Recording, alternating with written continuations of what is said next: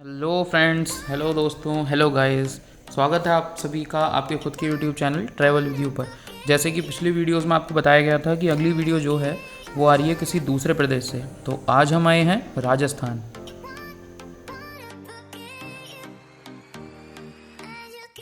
कोई राजस्थान पहुँचे और श्री मेहंदीपुर बालाजी ना पहुँचे, ऐसा तो हो ही नहीं सकता। तो हम सबसे पहले पहुँचे हैं राजस्थान के श्री मेहंदीपुर बालाजी मंदिर। मेहंदीपुर बालाजी मंदिर हम सुबह 5:30 बजे पहुंच गए थे। इसके बाद हमें एक लंबी कतार को फॉलो करना पड़ा और हल्के हल्के चलते हुए हम पहुंच गए थे श्री बालाजी मेहंदीपुर।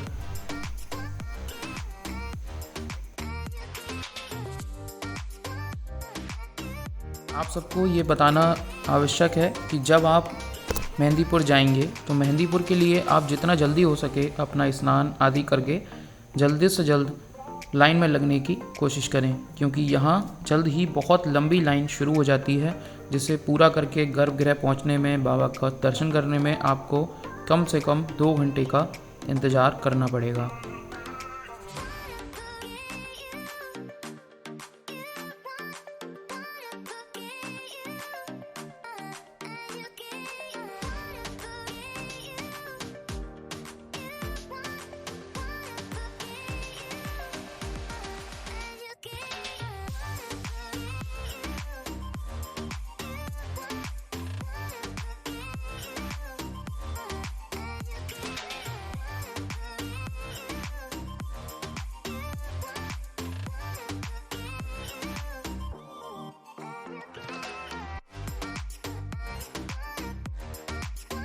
काफ़ी देर मंदिर में कतार में लगने के बाद और जय श्री राम का उद्घोष करने के बाद हम काफ़ी लंबे इंतज़ार के बाद पहुंच गए हैं बालाजी मंदिर।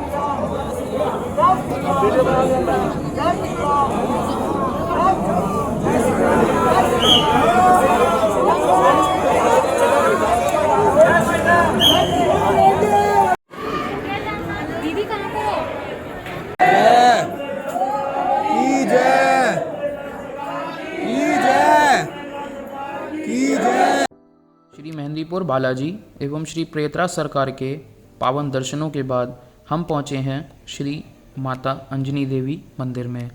ये एक माता नरेश देवी जी की प्राइवेट प्रॉपर्टी है, जिसे प्रमुख पंडितों द्वारा चलाया जा रहा है।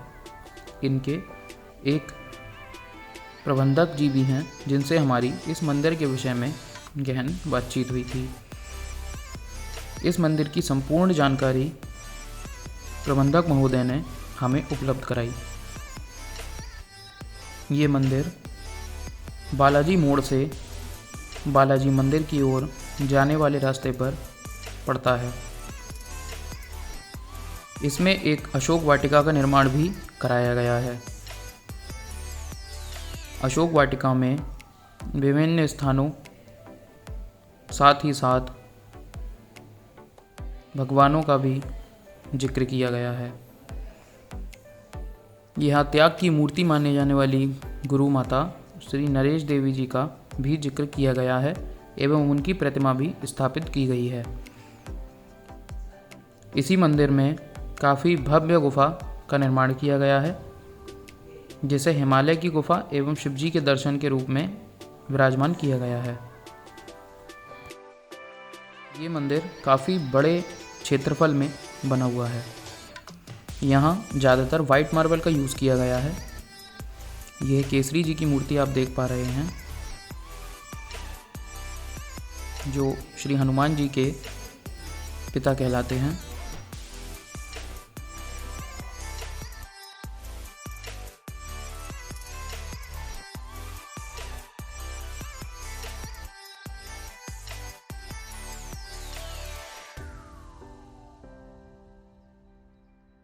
यहाँ पर बजरंगबली श्री हनुमान जी की काफ़ी बड़ी मूर्ति भी विराजमान है, जिसका निर्माण करने में प्रबंधक जी के अनुसार पूरे 2 वर्ष लगे गए थे।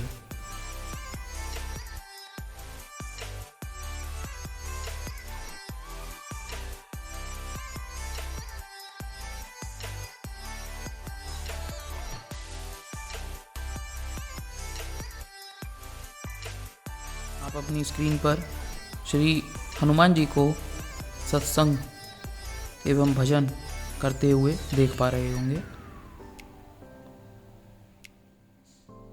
यहाँ सामने ही श्रवण कुमार जी को अपने अंधे माता पिता को तीर्थ यात्रा पर ले जाने का सुंदर चित्रण भी किया गया है।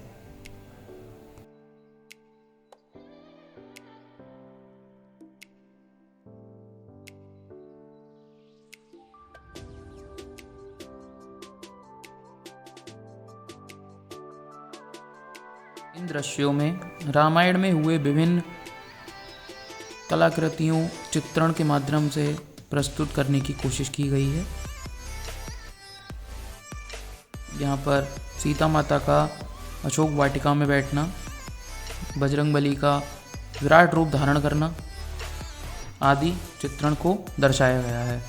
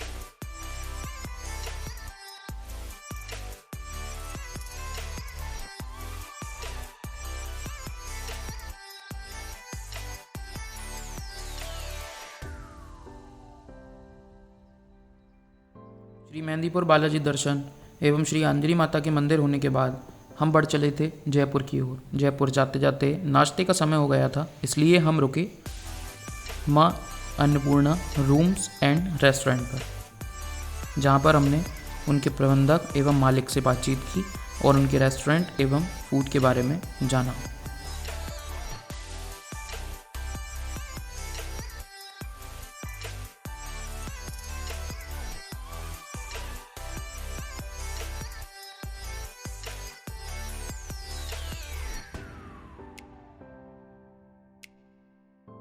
हाय फ्रेंड्स, हम आए हैं एक होटल अन्नपूर्णा और ये है मिस्टर रमेश चंद जी, इस होटल के मालिक। हम इनसे आपके लिए कुछ जानकारी लेंगे। सर बताइए, ये होटल आपका कहाँ स्थित है, कहाँ पड़ता है? ये NH-21 हाईवे के ऊपर है, पीछे 2 से 10 किलोमीटर आगे, और यहाँ से जयपुर है जो 45 किलोमीटर। सर बताइए, आपके होटल में क्या क्या फैसिलिटीज़ हैं?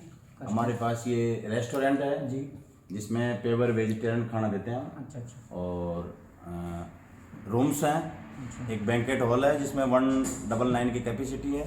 अच्छा। मैरिज पार्टी जो जिसकी कैपेसिटी 199 की हो। होटल के मालिक श्री रमेश चंद्र जी से बातचीत के बाद हमने उनके होटल माँ अन्नपूर्णा रूम्स एंड रिजॉर्ट को अंदर से एक्सप्लोर करना और भी बेहतर समझा, क्योंकि ट्रैवल विद यू बिना किसी जांच पड़ताल के आप तक कोई भी झूठी जानकारी प्रेषित नहीं कर सकता। यहाँ बैठ के नाश्ता करने के बाद हमें प्राकृतिक सुख लेने का भी आनंद प्राप्त हुआ तथा खाना भी अत्यंत स्वादिष्ट बना था।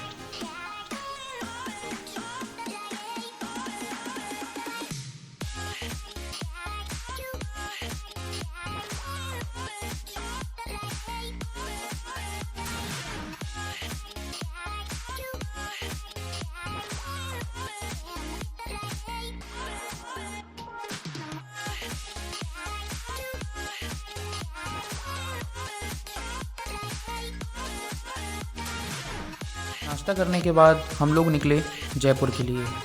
जयपुर यहाँ से 45 किलोमीटर की दूरी पर था।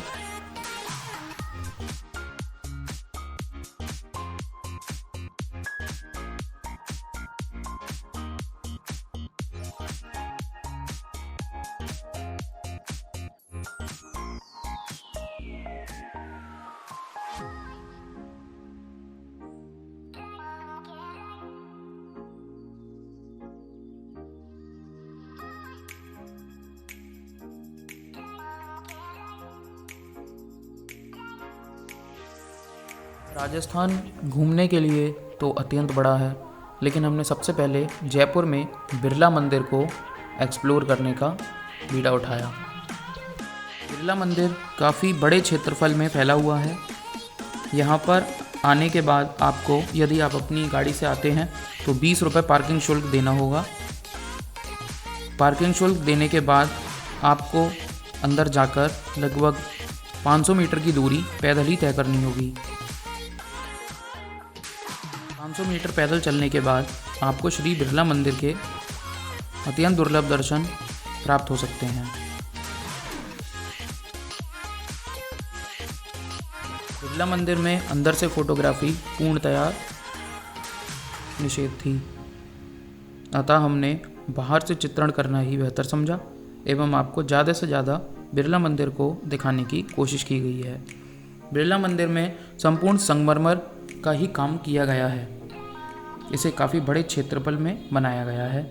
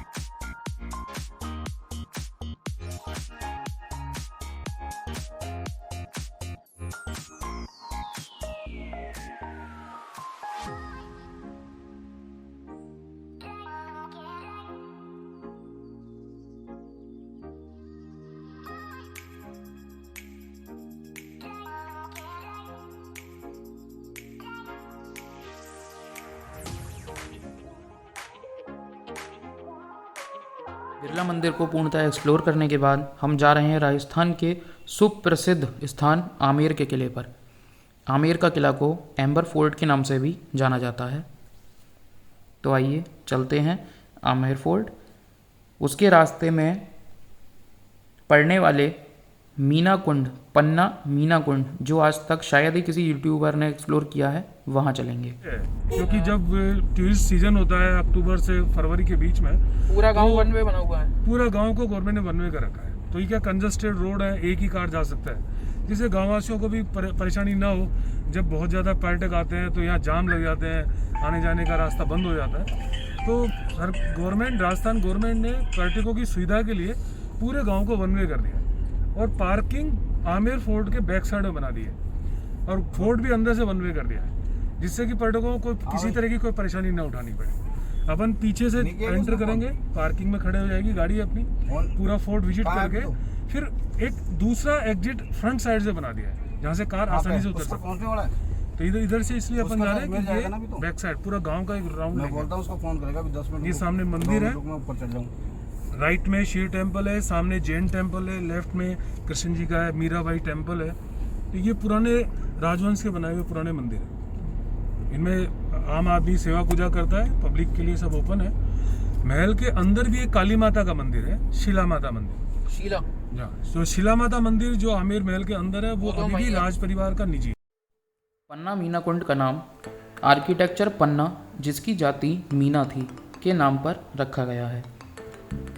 इसे राज परिवार ने 13वीं शताब्दी में बनवाया था और इसका प्रयोग ग्रामवासियों को पानी की आपूर्ति हेतु किया जाता था।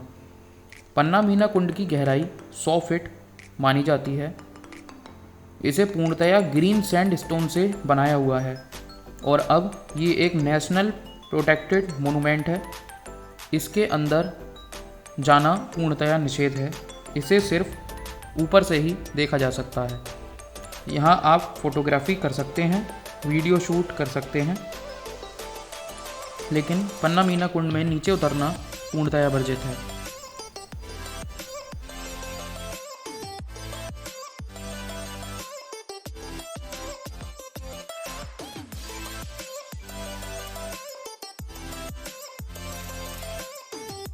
आप अपनी स्क्रीन पर देख सकते हैं, इसकी जो रचना है वो सीढ़ी नुमा की गई है, क्योंकि बारिश के दिनों में यहाँ बारिश का पानी इकट्ठा किया जाता था और सीढ़ियाँ इस प्रकार बनाई गई हैं कि एक बार में कई ग्रामवासी हर तरफ से उतरकर अपने पानी को बचा सकें, भर सकें और अपने उपयोग में ला सकें, क्योंकि राजस्थान में सभी जानते हैं पानी की बहुत कमी है।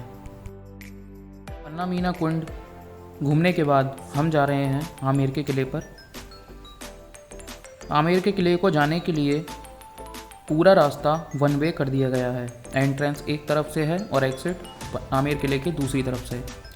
यहाँ पर वर्ल्ड एलिफेंट ऑर्गेनाइजेशन की तरफ से सरकार द्वारा मान्यता प्राप्त एलिफेंट राइड की भी व्यवस्था है, जिसका शुल्क 1100 रुपये प्रति हाथी है, जिस पर अधिकतम 2 सवारियाँ बैठ सकती हैं। पूरी दूरी लगभग 500 मीटर की है और 15 मिनट आप हाथी की सवारी कर सकते हैं। हाथी को नीचे गांव से लाया जाता है तथा आमेर किले के चौक में उतार दिया जाता है। 1100 रुपये का शुल्क पूर्णतया GST के साथ इंक्लूडेड है तथा गवर्नमेंट द्वारा इसकी पूरी जिम्मेदारी ली गई है। तो आइए चलते हैं आमेर के किले में। स्वागत है। तो आइए आपको लेके चलते हैं आमेर के किले। ये जो दीवार आप अपनी स्क्रीन पर देख रहे हैं, इसकी लंबाई 12 किलोमीटर है। ये आमेर किले की सुरक्षा कवच के रूप में काम करती थी। ग्वालियर में नरवर नाम की एक जगह है जहाँ कुशवाहा वंश के राजा काकिल देव, जिन्हें स्फोट देव के नाम से भी जाना जाता था, वो 1037 ईस्वी में यहाँ पर आए थे। उन्होंने मीना जाति को हराकर ढूंढा प्रदेश बसाया था। इनकी कई पीढ़ियाँ यहाँ पर राज्य करती रही थी और इन्हीं के वंशज थे महाराज भारमल, जिनकी 2 संतानें हुई, जोधाबाई और भगवंत दास। भगवंत दास जी के बेटे थे मानसिंह जी, जिन्होंने आमेर के किले का निर्माण कराया सन 1574 ईस्वी में। मानसिंह जी की 3 पीढ़ियाँ इसी मानसिंह के किले में रही थीं। उसके बाद चौथे राजा सवाई मानसिंह जी द्वितीय ने जयपुर बसाया था सन 1727 ईस्वी में और एक महल बनवाया था जिसका नाम है सिटी पैलेस।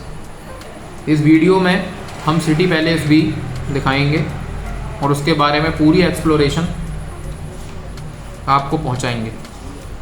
राजस्थान के आमेर किले से जुड़ी एक जानकारी हम आपको देंगे। स्क्रीन पर आप देख सकते हैं एक वाद्य यंत्र बजाते हुए एक व्यक्ति को। इसे यहाँ का एक रेगुलर परफॉर्मेंस माना जाता है। तो आइए आगे बढ़ते हैं आमेर के किले की ओर। लास्ट पॉइंट पर गाड़ियाँ छोड़ देती हैं, प्राइवेट या टैक्सी जो आप लाते हैं, और यहाँ से आपको पैदल की रास्ता तय करनी होती है आमेर के किले की ओर। यहाँ पर मैं आपको बताता चलूँ, जब आप आमेर के किले में एंटर होंगे तो आपको 100 रुपये की एक पर्ची कटानी होगी और यदि आपके पास अपना स्टूडेंट ID कार्ड है या कोई स्टूडेंट यहाँ घूमने आता है तो उसका टिकट मात्र 50 रुपये है। स्क्रीन पर आप देख रहे होंगे ये आमेर के किले का मेन एंट्रेंस गेट है और इस पर चेकिंग होने के बाद आपको आगे भेजा जाता है। यदि आप प्रोफेशनल फ़ोटोग्राफी या कुछ भी करने अंदर जाते हैं तो उसका चार्जेस 7,500 प्लस 7,500 प्लस है। अन्यथा आप अपने लिए शूट कर रहे हैं तो आप अंदर जा सकते हैं। जो जगह आप सामने देख रहे हैं, ये ग्राउंड का नाम है जलेब चौक। जी हाँ, जलेब चौक। आमेर के किले को 4 भागों में बांटा गया है: दीवान आम, दीवान खास, सूरज पोल और चांद पोल। सूरज पोल वो गेट होता था जहाँ पर राजा हाथी के द्वारा ऊपर आते थे। चांद पोल वो जगह थी जहाँ से जनता अंदर आती थी। दीवान आम वो जगह थी जहाँ पर सभी आम व्यक्ति बैठते थे। और दीवान खास वो जगह थी जो राजा के विशिष्ट अतिथि गण होते थे, वो दीवान खास में बैठते थे।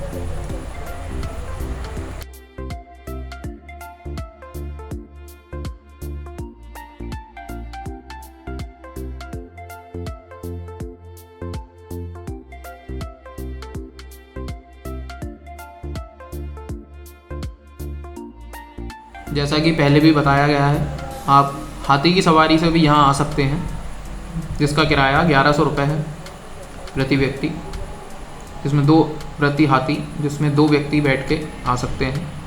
और ये गवर्नमेंट की तरफ से है, जिसमें किसी भी तरह की बार्गेनिंग नहीं होती है।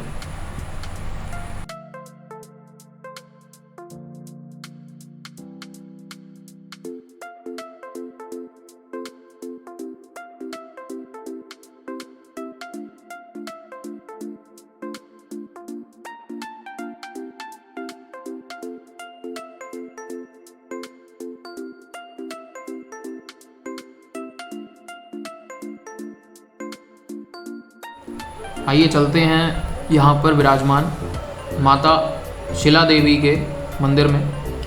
ये यहाँ के राजा की निजी संपत्ति है और ये निजी मंदिर है। यहाँ पर टूरिस्ट के लिए ये प्लेस खुला हुआ है, लेकिन यहाँ वीडियोग्राफी या फोटोग्राफी पूर्णतया बंद है। आप यहाँ वीडियो फ़ोटो नहीं ले सकते। इसके लिए हमने दूर से माता शिला के मंदिर को दिखाने की आपको पूरी कोशिश की है। और जैसा भी होगा, कैसा मंदिर बना हुआ है, क्या यूज़ हुआ है, उसको हम जल्दी आपको अभी बताएंगे कि किस तरीके का ये मंदिर है, किसकी मूर्ति इसमें विराजमान है। 16वीं शताब्दी में मिर्ज़ा मान सिंह जी, जो अकबर के सेनापति थे, जैसोर बांग्लादेश में एक जगह पड़ती है, वहाँ से काली माता की मूर्ति लाए थे और उन्होंने यहाँ इसे स्थापित किया, जिसे शिला माता का मंदिर बोलते हैं। और ये मंदिर राज परिवार की निजी संपत्ति है। इसमें वाइट मार्बल के ऊपर हाथ का मिनीचर वर्क किया गया है और जेम स्टोन का पत्थर लगा हुआ है। स्क्रीन पर आप देख रहे हैं, ये आमेर के किले की पहली मंजिल आप कह सकते हैं। और ये सामने जो आप देख रहे हैं, ये गणेश पोल है। गणेश पोल के बाद राजा की प्राइवेट प्रॉपर्टी शुरू होती है। ये जगह जलेब चौक है, जहाँ से हम ऊपर आए हैं। और ये 4 भागों में बटा हुआ आपको सामने दिख रहा होगा। सूरज पोल, चांद पोल, एक तरफ से पब्लिक आती थी और एक तरफ से राजा आते थे। यहाँ पर राज परिवार का सम्मेलन वगैरह और सेलिब्रेशंस हुआ करते थे।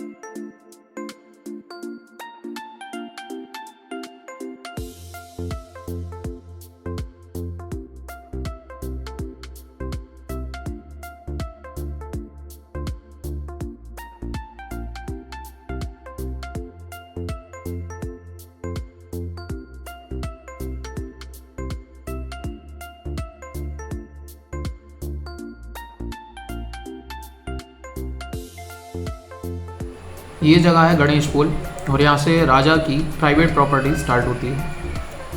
ये जो दीवारों पर और ऊपर गुंबद पर आप कलाकृतियाँ बनी हुई देख रहे हैं, इसे ओरिजिनल गोल्ड और जेम स्टोन से बनाया गया था। उस समय कलर वगैरह होते नहीं थे, तो इसे ओरिजिनल गोल्ड और जेम स्टोन से बनाया गया है। आइए आगे बढ़ते हैं। ये जगह दीवाने आम और दीवाने खास दो जगहों में विभाजित है। दीवाने आम वो जगह है जहाँ आम आदमी बैठते थे, और ये है दीवाने खास। दीवाने खास को दो भागों में बांटा गया है। नंबर 1 शीश महल और नंबर 2 सुख मंदिर। शीश महल सर्दियों में यूज़ किया जाता था और सुख मंदिर गर्मियों में उपयोग किया जाता था। उस समय भारत में शीशा मिलता नहीं था, तो यहाँ जो राजा थे वो बेल्जियम से शीशे को मंगवाया था और यहाँ पर ये शीश महल का निर्माण कराया था। सर्दियों में जब शीश महल में राजा वक्त गुजारते थे, तब मोमबत्तियाँ और दियों से रोशनी प्रकाशित की जाती थी, तो ऐसा लगता था मानो हजारों दिए वहाँ जल रहे हों और उसमें गर्मी उत्पन्न हो जाती थी, इसलिए इसे शीश महल का नाम दिया गया। यहाँ आप देख सकते हैं दीवारों से लेके छत तक हर तरफ शीशे का बहुत ही बेहतरीन काम हुआ है, और ये सब हाथ की कारीगरी है। शीशा बेल्जियम से मंगवाया गया है।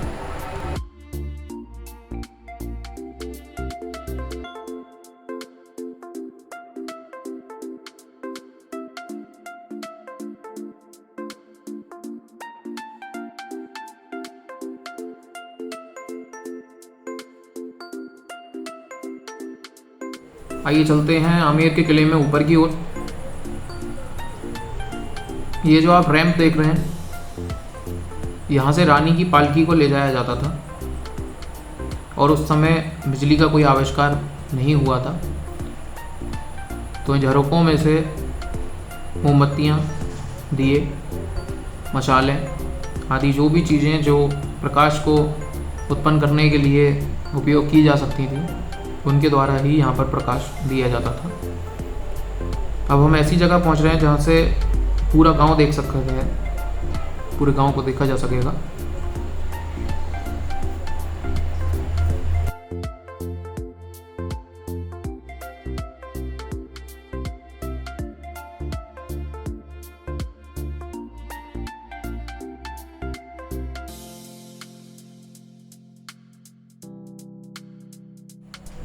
यहाँ से देखने पर पूरा गांव आप देख सकते हैं।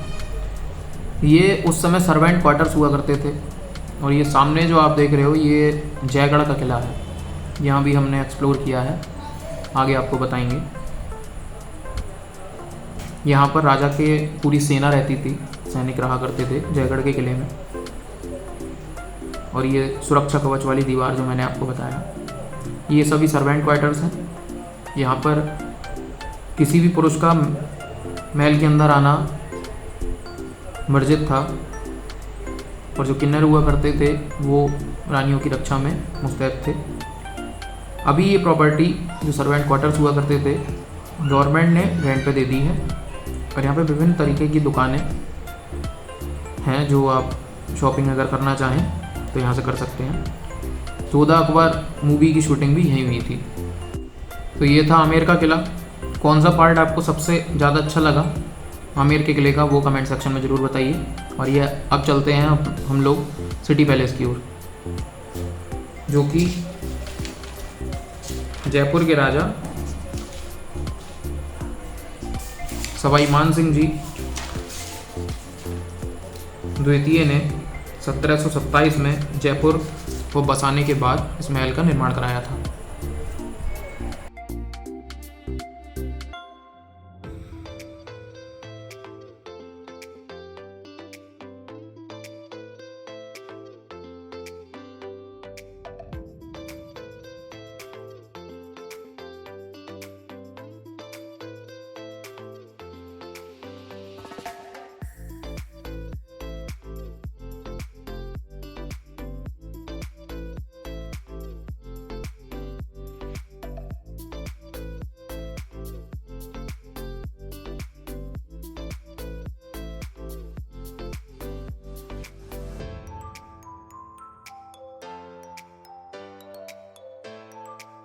हम आ चुके हैं सिटी पैलेस के मेन गेट पे।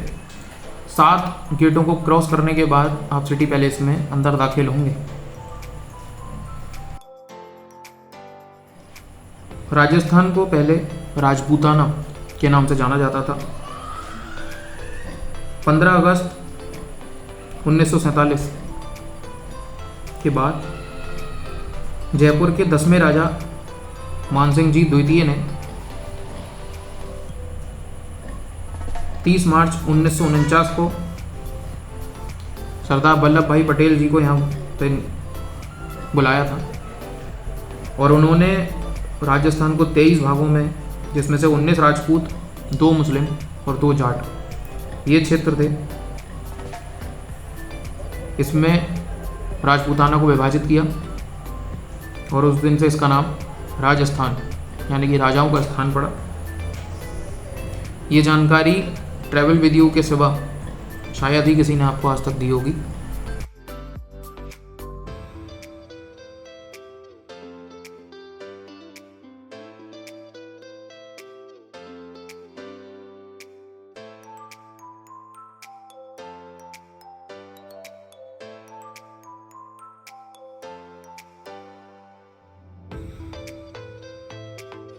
सिटी पैलेस में एक म्यूज़ियम है जहाँ फोटोग्राफी या वीडियोग्राफी अलाउड नहीं है, इसलिए अंदर की कोई भी फ़ोटो या वीडियो हमने नहीं बनाई। वैसे अगर आप फोटो लेना म्यूज़ियम पे घुसने से पहले यहाँ अब तक राज्य कर चुके प्रत्येक राजा का चित्र लगा हुआ है, जिसे आप अपनी स्क्रीन पर देख रहे होंगे।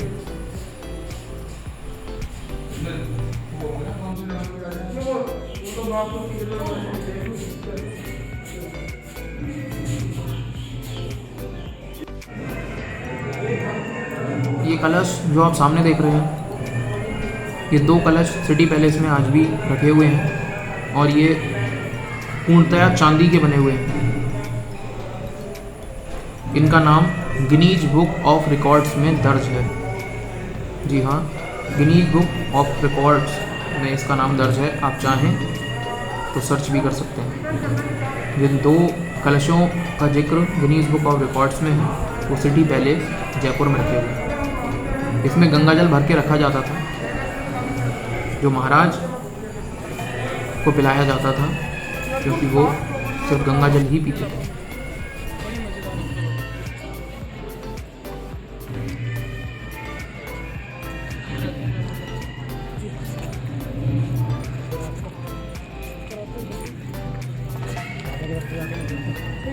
सामने देखेंगे तो आपको दिखेगा एक ध्वज पताका फहरा रही है। वही जो रॉयल फैमिली वाला गेट है, ये यहाँ के राजा की निजी संपत्ति है और ये उन्हीं के राज्य का राष्ट्रीय ध्वज है या राज पताका कह सकते हैं। एक छोटा झंडा इसके ऊपर और लगा हुआ होता है जब राजा अपने सिटी पैलेस में उपस्थित होते हैं, तब ये इस बात की पहचान है। यहाँ से जाने के बाद हम चलेंगे जल महल। आमेर के किले के बाद हम आए थे सिटी पैलेस के बाद हम आए हैं जल महल। जल महल की एक विशेषता ये है कि जितना ये ऊपर पानी के ऊपर दिखाई देता है, उससे 2 मंजिल नीचे भी बना हुआ है। यहाँ अंदर जाने की अनुमति किसी भी पर्यटक अथवा किसी भी यूट्यूब चैनल को नहीं है। इसे आप दूर से शूट कर सकते हैं। किनारे पर काफ़ी रिफ्रेशमेंट्स के लिए ठेले, खाने पाने की चीज़ें, रेस्टोरेंट्स बाकी हैं। तो अगर आप शाम के समय यहाँ आते हैं तो एक लुभावना मौसम एवं वातावरण है। रात में यहाँ लाइटिंग भी होती है, तो उसे देखने का एक अलग ही अंदाज है। यहाँ से जाने के बाद इसके पास पड़ता है वैक्स म्यूज़ियम। वैक्स म्यूज़ियम में एक भूल भुलैया सी बनाई गई है, जिसे आप अपनी स्क्रीन पर देख रहे होंगे। यहाँ चारों तरफ शीशे लगाए गए हैं। इसका टिकट 300 रुपये है, जिसमें ये शीशे की भूल भुलैया दिखाई जाती है और एक वेपर शो भी किया जाता है। अपने दोस्तों के परिवार के साथ अगर आप आएँ तो जल महल के पास वैक्स म्यूज़ियम एक घूमने लायक जगह है, वहाँ ज़रूर घूमना।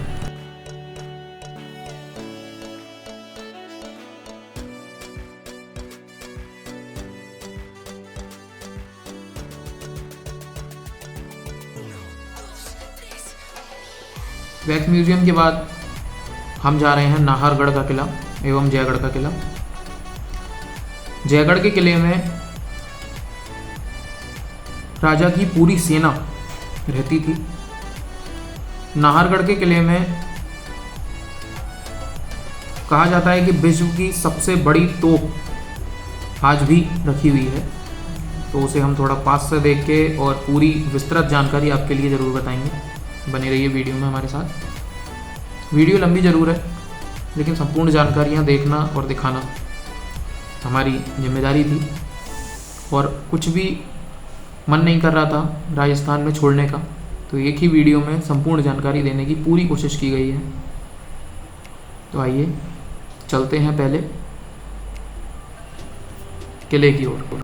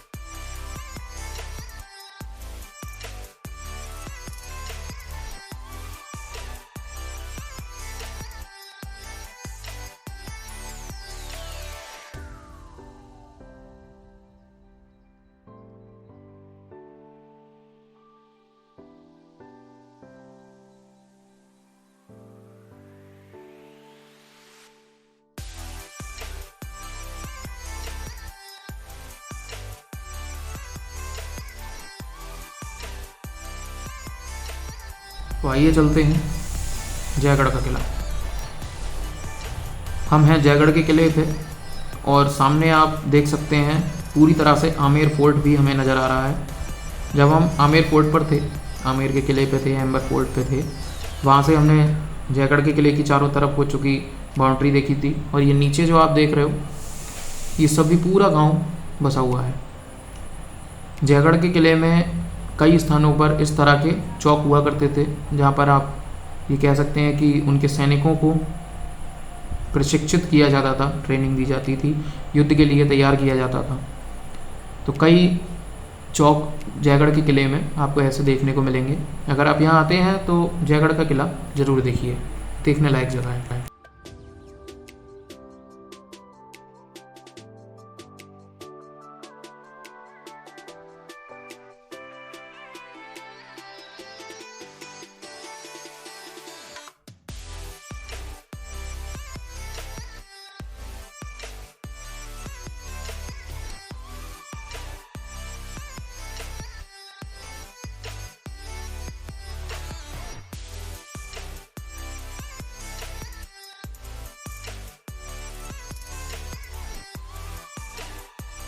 किले के अंदर दर्शाया गया है कि रानियां किस प्रकार भोजन करती थीं। सभी आगंतुकों, जो भी उनकी महिलाएं दोस्त आती थी, दासियां देखिए पीछे पंखा चल रही हैं, रानी किस प्रकार भोजन कर रही हैं। ऐसे ही कैसे पुरुष भोजन करते थे या राजा भोजन करते थे, ये आप अपनी स्क्रीन पर देख सकते हैं। अब आगे चलेंगे। यहाँ से हम पहुँचेंगे सीधे जयगढ़ के किले के ऊपर की ओर।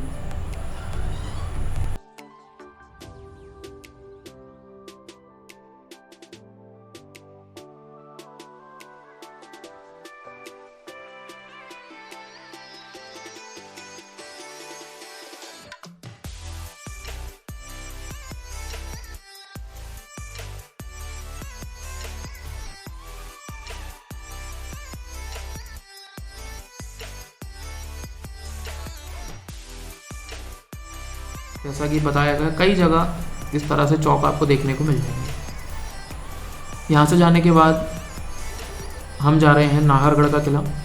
नाहरगढ़ के किले में अब तक की सबसे बड़ी तोप रखी हुई है, जिसे मात्र अभी तक सिर्फ एक बार ट्रायल के दौरान उसे उपयोग में लाया गया था, और कहा जाता है कि 21 मील दूर उसका गोला गिरा था, जहाँ पर आज भी 17 या 18 फीट गहरा गड्ढा है।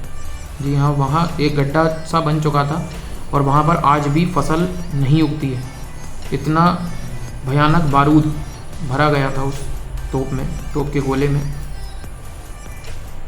और उस तोप को यहाँ तक लाने में 20 हाथी और कई 100 मजदूर लगे थे, तब वो तोप यहाँ पर ला के खड़ी करी गई थी।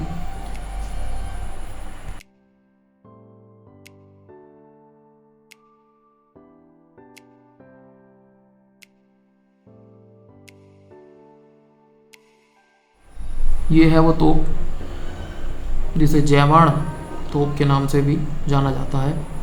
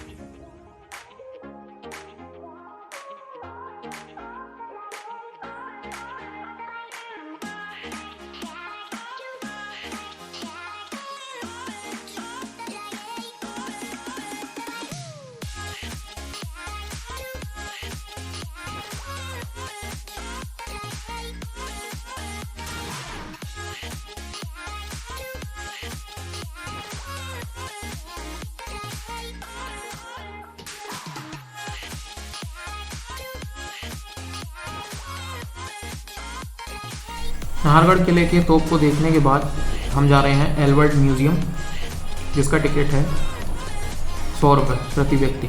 यहाँ पर आप फ़ोटो वीडियो कुछ भी बना सकते हैं, सभी चीज़ों के लिए अलाउ है। बस किसी भी चीज़ को छूना यहाँ प्रतिबंधित है। एल्बर्ट हॉल की सबसे खासियत चीज़ ये है कि आज भी यहाँ 1000 साल पुरानी ममी 1000 साल पुरानी ममी रखी हुई है। और वीडियो को आगे देखते रहिए बिना स्किप करे, तो हम दिखाएंगे आपको कि 1000 साल पुरानी ममी कैसे रखी है। उस ज़माने में प्रयोग में लाए जाने वाले बर्तन, विभिन्न हथियार, कप, मग, सेट, प्लेट, वाद्य यंत्र आदि सभी के बारे में विस्तृत जानकारी इस वीडियो में दी गई है। किस प्रकार के आभूषण महिलाएं पहनती थीं, किस प्रकार के वाद्य यंत्र मनोरंजन के लिए बनाए गए थे, किस प्रकार की बैठक हुआ करती थी, किस प्रकार के हथियार थे, ये सभी इस वीडियो में विस्तृत रूप से बताया गया है। और ये सभी चीज़ें यदि आप देखना चाहते हैं, किस प्रकार का पहनावा है देखिए राजाओं का, ये सभी विस्तृत जानकारी आपको एल्बर्ट म्यूजियम में मिल जाएगी। ये है 1000 साल पुरानी मम्मी, जिसे आज भी एल्बर्ट म्यूजियम में रखा गया है। ये यहाँ का विशेष आकर्षण है। ये मिस्र देश से प्राप्त रक्षित मृतदेह यानी कि मम्मी है, और इसका एक एक्सरे भी यहाँ बराबर में दिया हुआ है, जिससे संपूर्ण जांच की जा सकती है इसकी। आप देख सकते हैं ये यहाँ के वाद्य यंत्र हैं।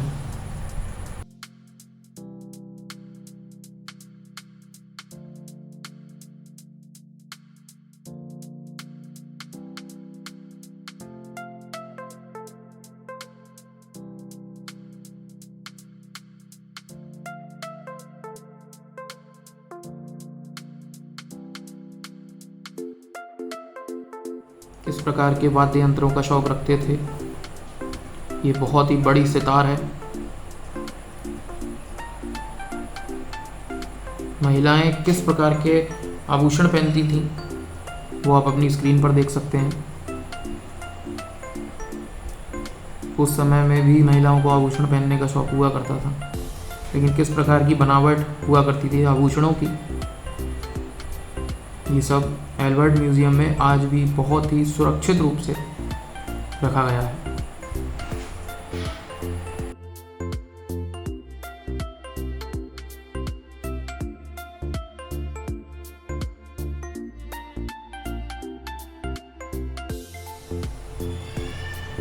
देखिए किस प्रकार के हथियार हुआ करते थे उस समय। ये कालीन है महाराज के समय के, इस पर बैठ के वो गोष्ठी वगैरह किया करते थे। कभी कोई सेलिब्रेशन होता था तो यहाँ खाने के लिए, ये कारपेट गैलरी के नाम से मशहूर है। तो यहाँ विभिन्न प्रकार के कालीन अभी भी रखे हुए हैं। बहुत ही सुरक्षित रूप से यहाँ धरोहर संभाल के रखी है। आप आएँ तो एल्बर्ट म्यूज़ियम ज़रूर आइए।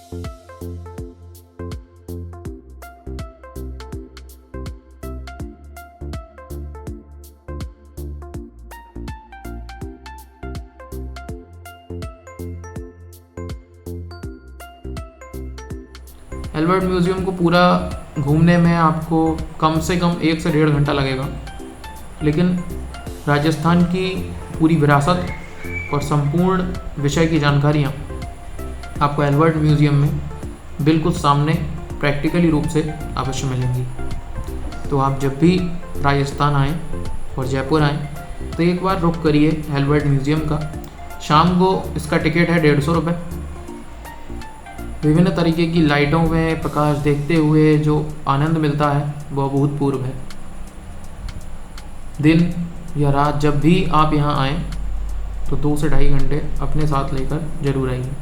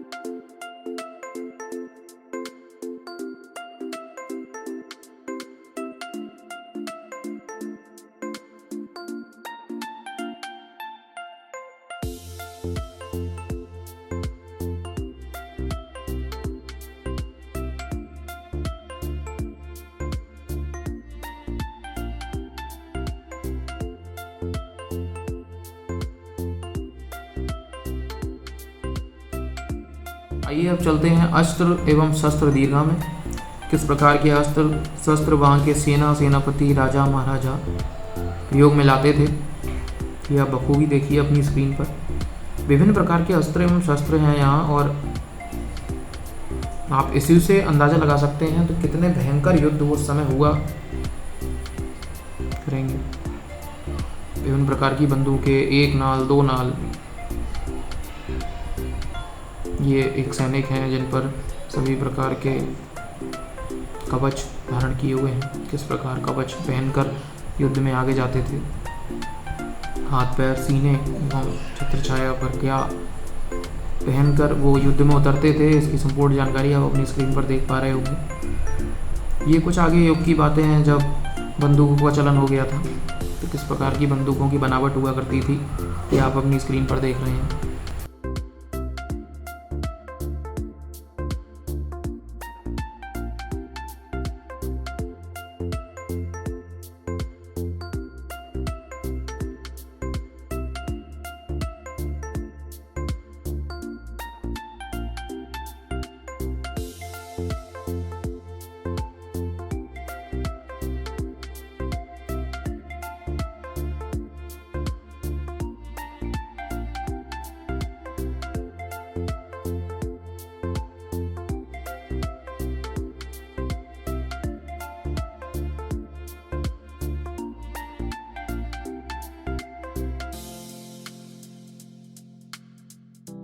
एल्बर्ट म्यूज़ियम के बाद जयपुर की शान हवा महल, पिंक सिटी हवा महल आपके सामने है।